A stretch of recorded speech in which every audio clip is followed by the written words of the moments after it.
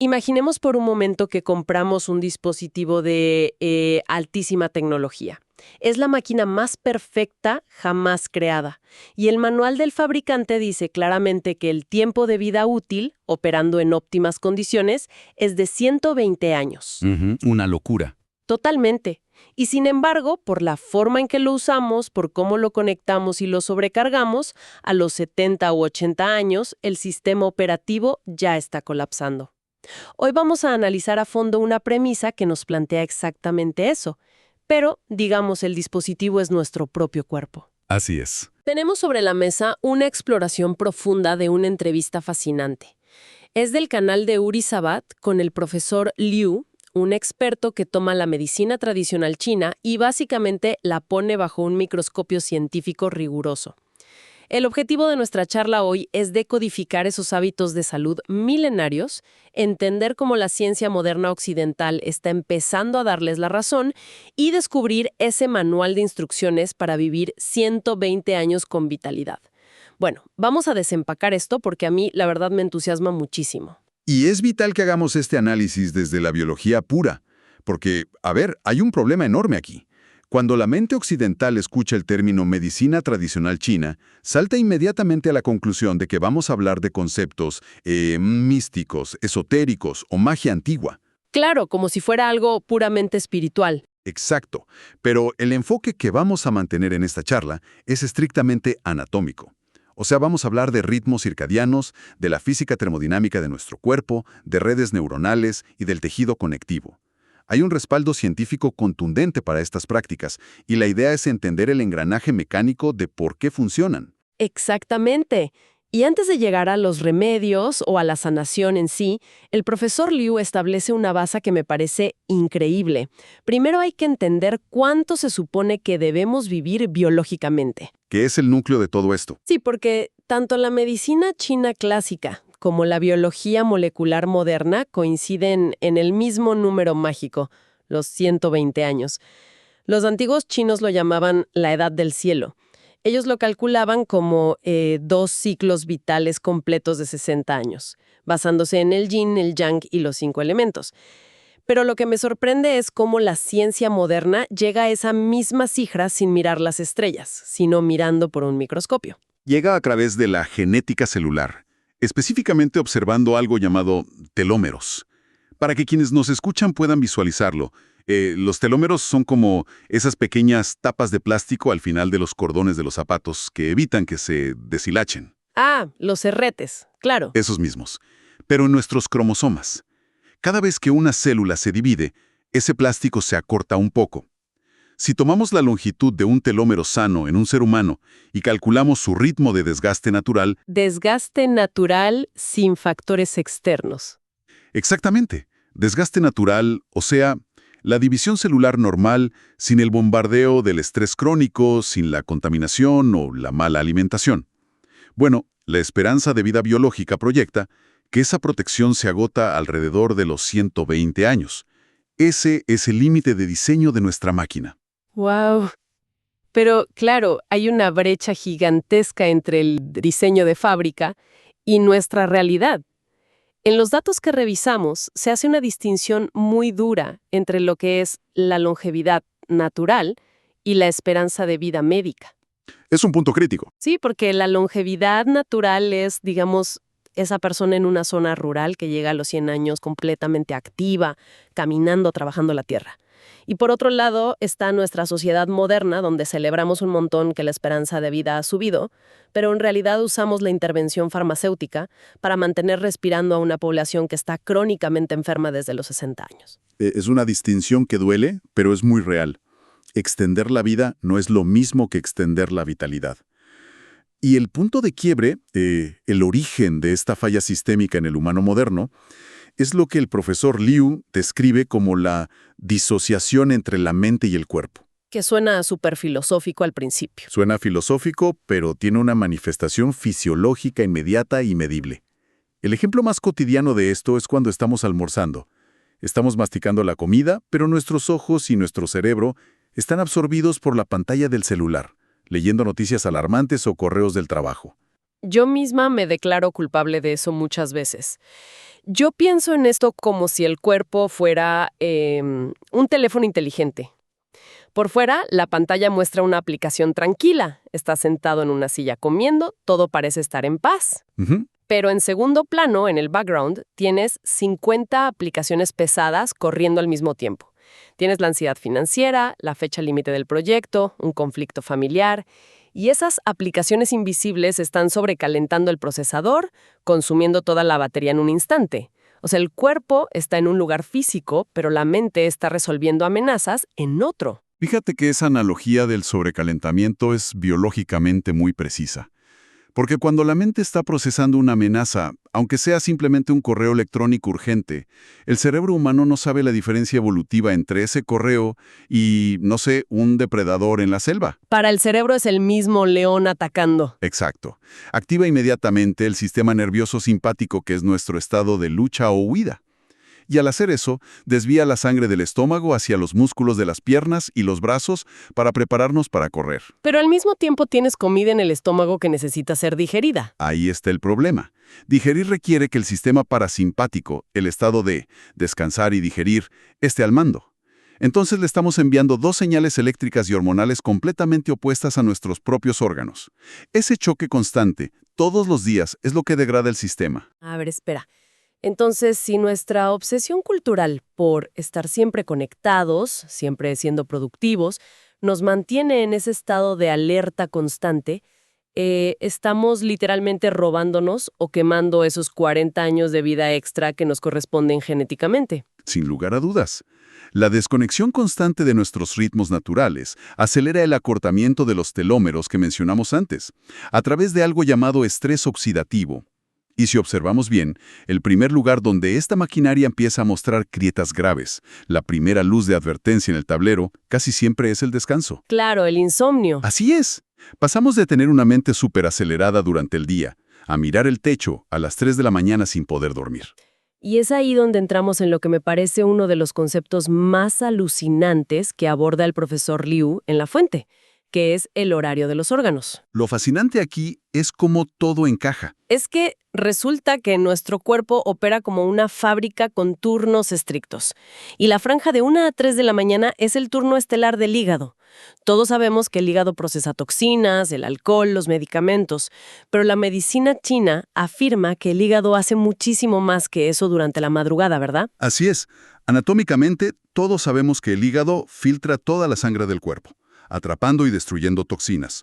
Pero lo que la sabiduría antigua observó, y que, ojo, la neurología moderna hoy confirma, es que en ese horario de madrugada no solo ocurre una depuración física, sino también cognitiva. ¡Qué interesante! En la medicina china se dice que el hígado procesa las emociones fuertes y está conectado directamente con los ojos. Y lo fascinante aquí es cómo esta antigua observación china coincide perfectamente con nuestra comprensión neurológica moderna del procesamiento de la memoria emocional. Claro, porque si cruzamos eso con la ciencia del sueño, la franja de 1 a 3 de la mañana es precisamente cuando solemos entrar en los ciclos más profundos de la fase REM, del movimiento ocular rápido. Exactamente. Durante el sueño REM, el cerebro está archivando memorias, está limpiando la sobrecarga de información y procesando el gran impacto emocional que tuvo nuestro día.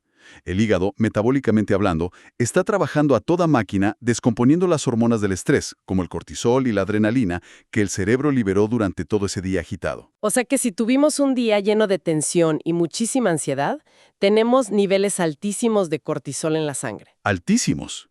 Y alguien tiene que limpiar ese desastre químico. A ver, quiero detenernos un segundo aquí, porque esto me parece explosivo.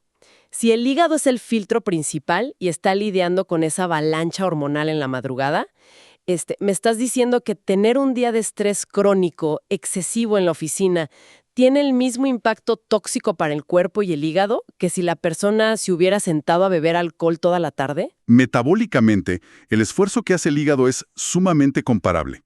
Y te explico por qué. El cortisol es una molécula densa.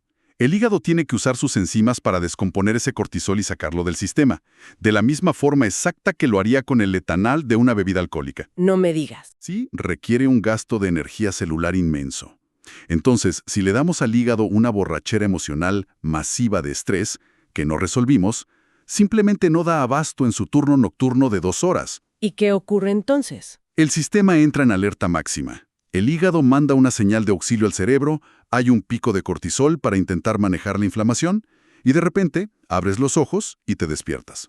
Es una locura cuando lo analizas desde esa óptica. Por eso hay tanta gente que comenta que se despierta sistemáticamente a la misma hora. Digamos, ven el reloj de su mesa de noche y son las 3:23 de la mañana, noche tras noche. No es casualidad. Claro, no es un insomnio aleatorio. Es literalmente el hígado activando la alarma de incendios porque no puede procesar más toxicidad de la que le enviamos durante nuestro día despiertos. Tal cual. Y si el sueño es el mecanismo principal que repara este desgaste diario, el combustible para que los órganos puedan hacer este trabajo de reparación es la alimentación. Totalmente. Pero aquí, el análisis del profesor Liu da un giro que choca de frente con nuestras tendencias dietéticas modernas en Occidente. Porque no se trata solo de contar carbohidratos o grasas o proteínas. Se trata de termodinámica básica, específicamente de la temperatura a la que ingerimos la comida. Aquí es donde se pone realmente interesante la conversación. Este punto específico me hizo cuestionar todo lo que creía sobre hidratación y dieta. El cuerpo humano tiene una temperatura operativa constante de unos 36,5 grados centígrados. Así es, una constante térmica. Mantener ese fuego interno, esa temperatura, es la prioridad número 1 de nuestro organismo entero. De hecho, si lo pensamos bien, una variación de solo 8 grados en total te puede matar. 4 grados por encima es una fiebre letal que literalmente fría el cerebro y 4 grados por debajo es una hipotermia que detiene el corazón. Vivimos en un margen de temperatura estrechísimo.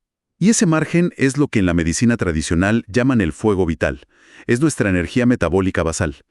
Ahora, imagínense la cantidad de esfuerzo constante que hace nuestro cuerpo para no salir de esos 36,5 grados.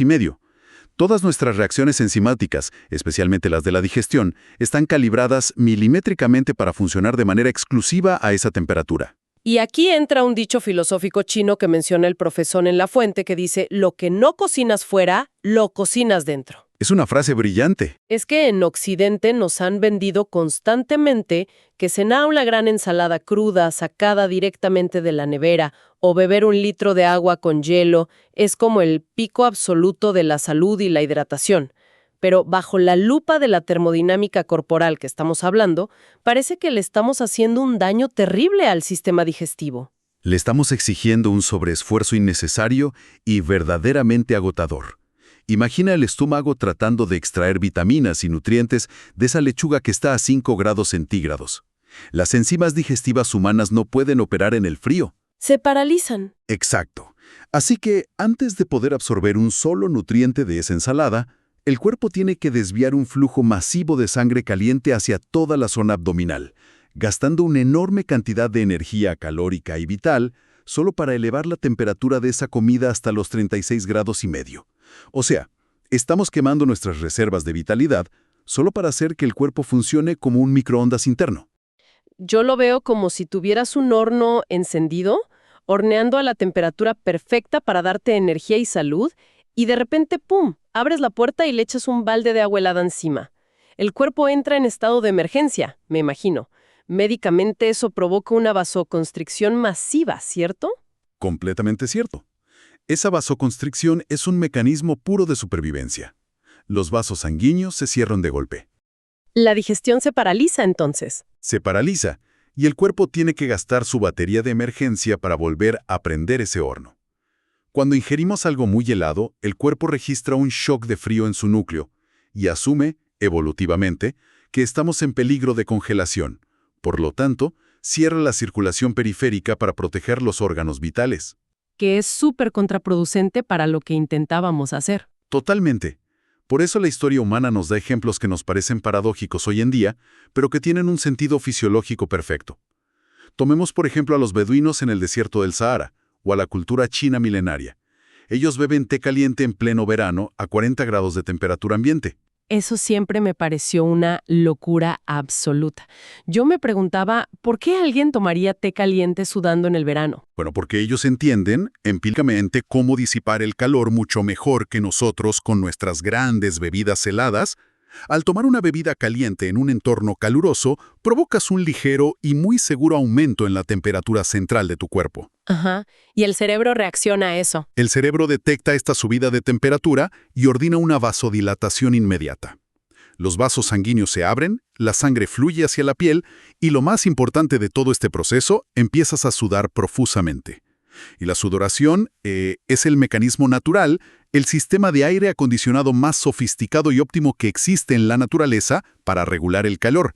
Te enfrías de manera natural y segura sin causarle un shock térmico a tu estómago. Tal de la que hablamos.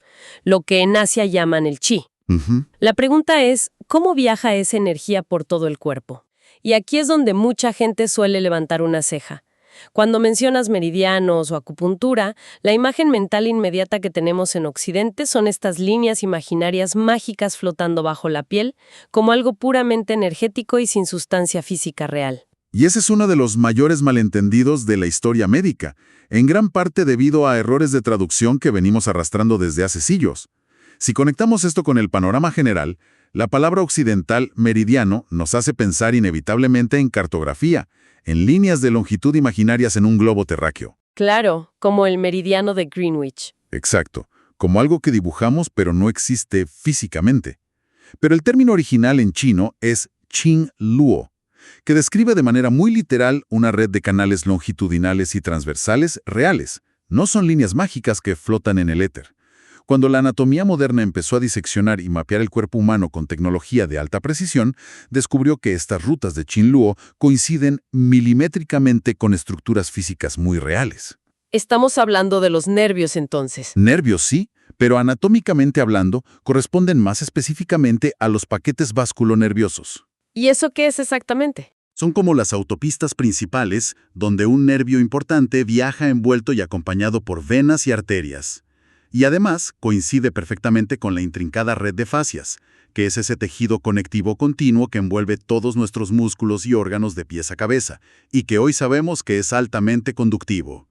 No hay magia flotante, hay tejido vivo y conectivo. El ejemplo estelar que se expone en la entrevista sobre la vejiga hiperactiva me parece, digamos, el golpe definitivo sobre la mesa en este tema. Es un ejemplo brillante. Porque hoy en día, si alguien tiene un problema grave de vejiga y va a la clínica occidental más moderna y avanzada, un neurólogo no te opera la vejiga directamente. Te aplica una técnica que se llama neuromodulación eléctrica. Te colocan unos parches o unas agujitas conectadas a corriente eléctrica en la parte baja de la pierna, justo sobre el nervio tibial posterior. ¿Y qué descubrimos al superponer los mapas mélicos? Que es exactamente el mismo punto. ¡Exacto!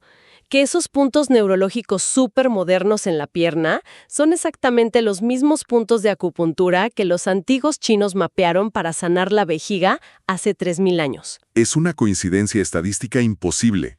Tuvieron que haber mapeado el sistema nervioso de alguna manera empírica y profunda.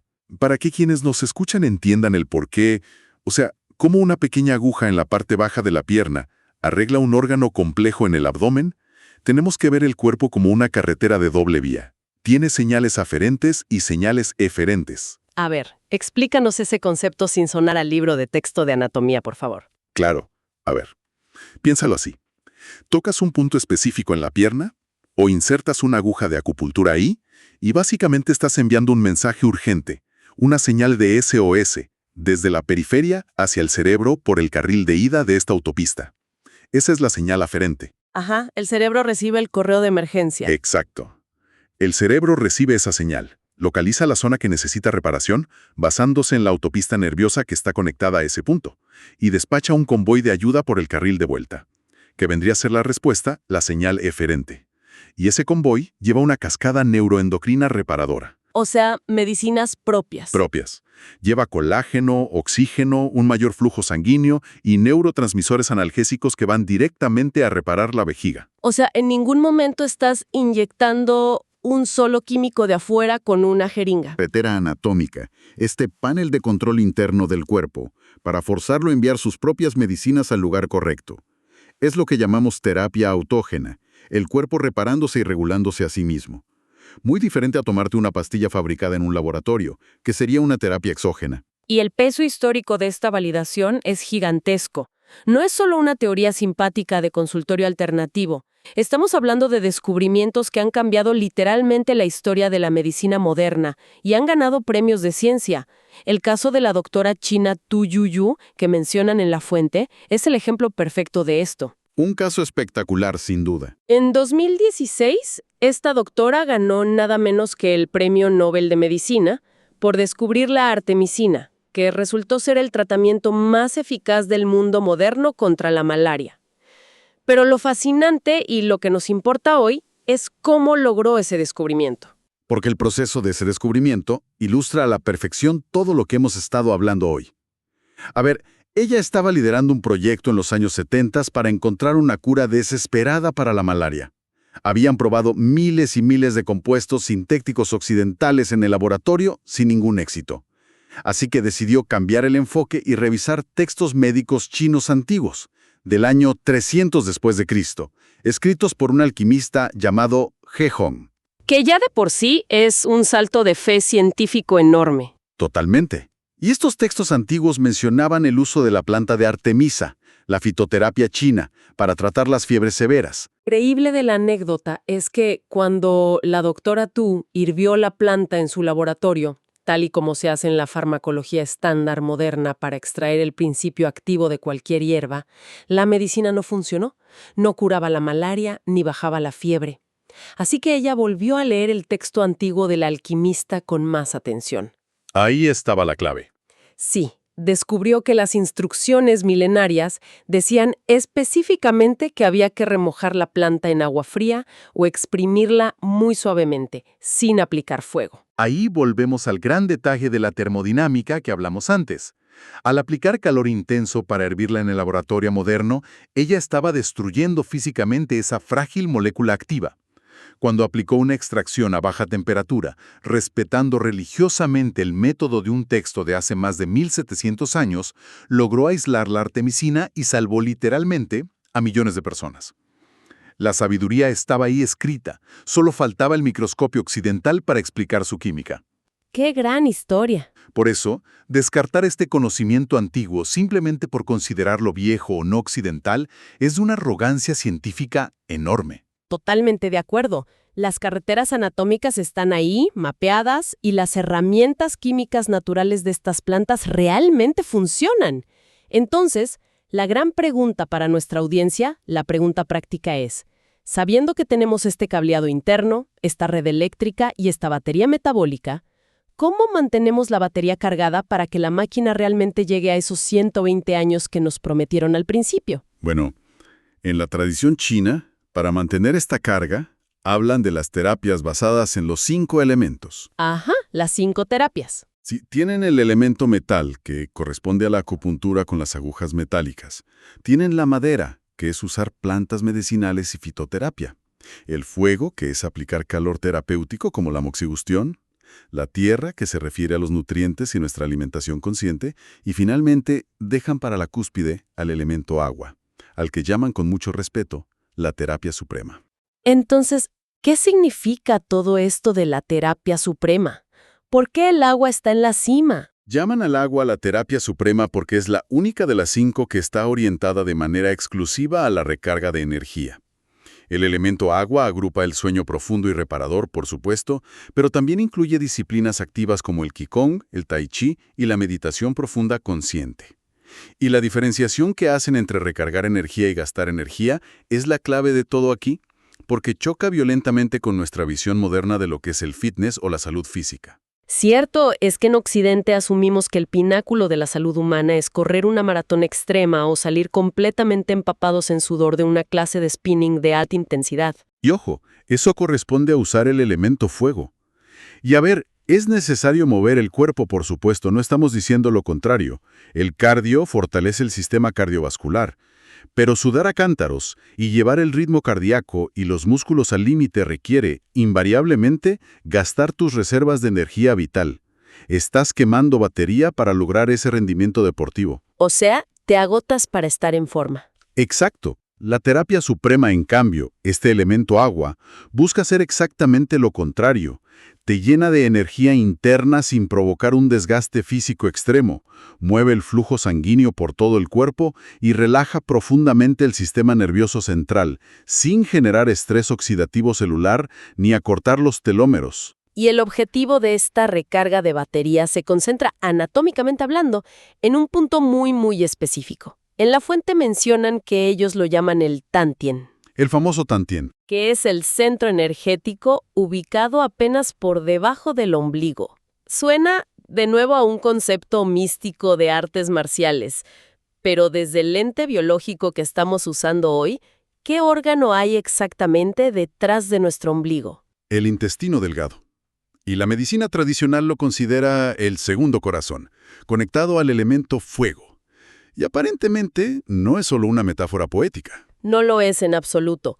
Físicamente, el intestino delgado procesa absolutamente todos los nutrientes que ingerimos y requiere de una irrigación sanguínea tan masiva, tan intensa para funcionar, que opera casi como una bomba mecánica secundaria en el cuerpo humano, distribuyendo recursos. Pero la ciencia moderna de hoy le añade otra capa fascinante a este concepto del segundo corazón. ¿Te refieres a la neurología del intestino? Sí, al nervio vago y al superestudiado eje intestino-cerebro. La famosa conexión directa de la que todos hablan ahora.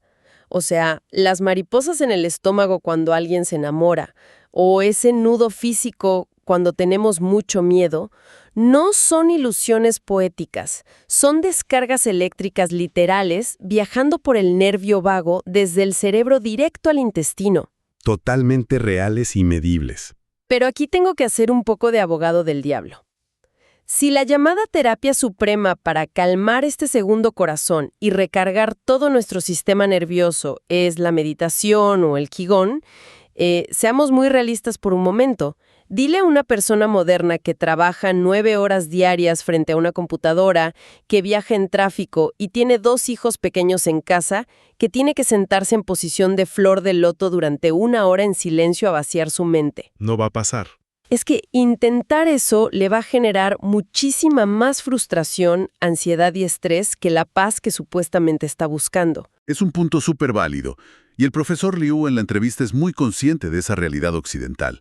Lo interesante es que la respuesta clínica y biológica a esta necesidad no exige para nada que nos convirtamos en monjes tibetanos aislados en una montaña. Menos mal. La meta biológica de esta terapia suprema no es lograr una postura física impecable de yoga o aislarse de la sociedad. El objetivo real, anatómicamente hablando, es romper esa disociación mente-cuerpo que mencionamos allá al inicio del análisis. Es lograr desactivar ese sistema simpático de lucha-huida y lograr encender, aunque sea un rato, el sistema parasimpático. ¿Y cómo se traduce eso en la práctica diaria para una persona moderna y ocupada? Bueno, él explica que se logra con pequeños anclajes de presencia pura.